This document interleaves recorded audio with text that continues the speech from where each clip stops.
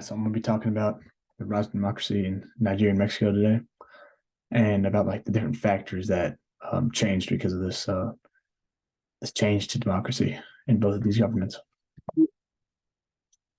So first, we can talk about the economic changes in both these countries. But in Mexico, the big thing in Mexico was the new North American Free Trade Agreement, better known as NAFTA, that was signed in 1994, and this was put in place to increase trade between countries such as Canada and United States, of course. And yes, this would help stimulate the economy, and it helps in that change to democracy. So another new thing was that they would focus on privatization of different sectors of the economy. So this would create a lot of competition, and competition would then stimulate the economy. And lastly, these kind of like it concluded with these labor market changes. So pretty much the divide between the North and the South that we've talked about. And in Nigeria, um, the government wanted to have a new dependence on different sectors of the economy, such as manufacturing or agriculture, instead of just oil, like Nigeria is mainly known for. And this would come with more foreign investment and more ways to like stimulate the economy in that sense.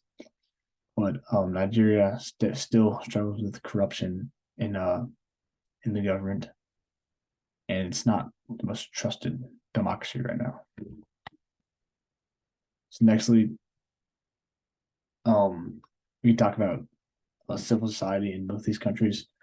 Before democracy, obviously civil society was slim to none, and now in Mexico, there's groups that advocate for political participation and advocate for free media and journalism.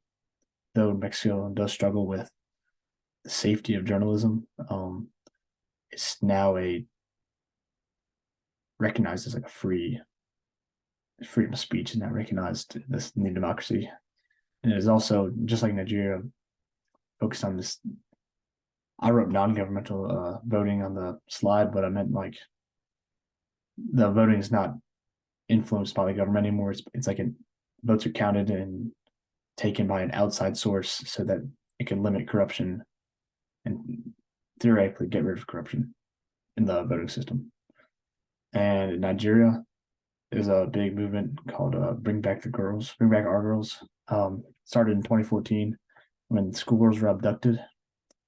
And other groups like of anti-corruption groups, because Nigeria, like I've said before, is not the most trusted government at the moment. So those are just two different examples of civil societies that have formed from this rise to democracy.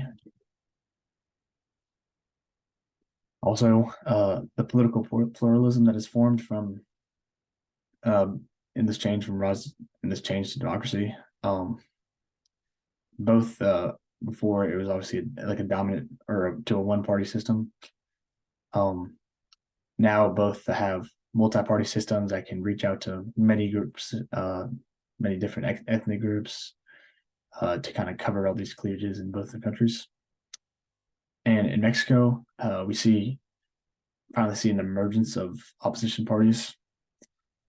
Before that, before the 2000s, there was the PRI was just simply just in power the entire time, and finally, the National Action Party, or the PAN Party, came into office and kind of overrode that authoritarian one party rule, because it was pretty much before that it was you couldn't win an election. It was just one dominant party every year.